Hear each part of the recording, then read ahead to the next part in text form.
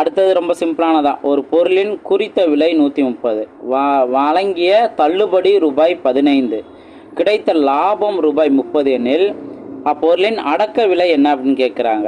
அப்போது அடக்க விலை கேள்வி கேட்குறாங்க. பட் அதுக்கு முன்னாடி குறித்த விலை 130, நெக்ஸ்ட்டு தள்ளுபடி 15 ரூபா, லாபம் 30 ரூபா.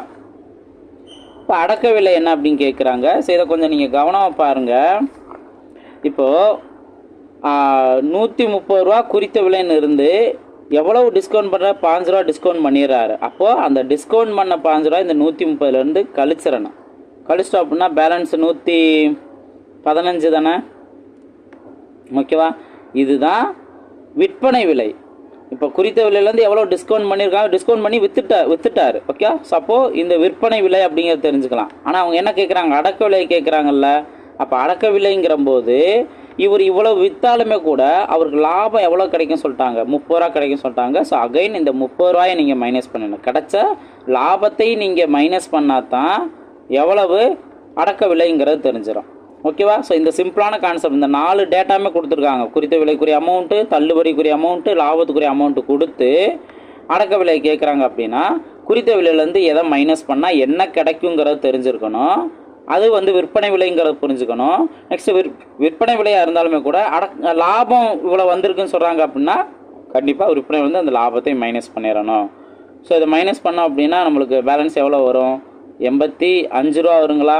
ஸோ 85 ரூபா தான் அடக்க விலை, காஸ்ட் ப்ரைஸ். ஆப்ஷன் ஏ தான் அதற்கான சரியான ஆன்சர். ஓகேவா? ரைட். இதே போல் தான் அடுத்தடுத்தது இருக்கும் பாருங்கள். ஒரு பொருளின் விற்பனை விலை 350, தள்ளுபடி 50, வழங்கியதில் கிடைத்த லாபம் 100 இப்படின்னு சொல்லியிருக்காரா. அப்போ அடக்க விலை என்ன அப்படின்னு கேட்குறாங்க.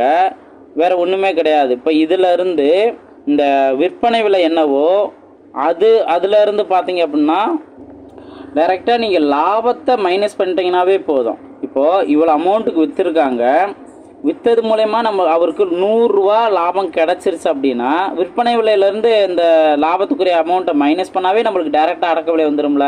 தள்ளுபடி எவ்வளோ கொடுத்துருந்தாலும் நம்ம அதை பற்றி கவலைப்பட வேண்டிய அவசியம் இல்லை. அப்போது 350 விற்பனை விலையிலேருந்து 100 ரூபா லாபம் கிடச்சுன்னா அந்த லாபத்தை மைனஸ் பண்ணிங்கன்னா மீதி 250, அந்த 250 ரூபா தான் அடக்க விலை, காஸ்ட் ப்ரைஸ் அப்படின்னு நம்ம தெரிஞ்சுக்கலாம்.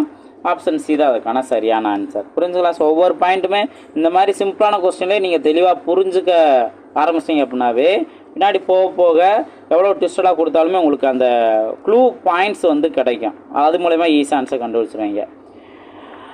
நெக்ஸ்ட்டு இந்த கொஸ்டின் பாருங்கள்.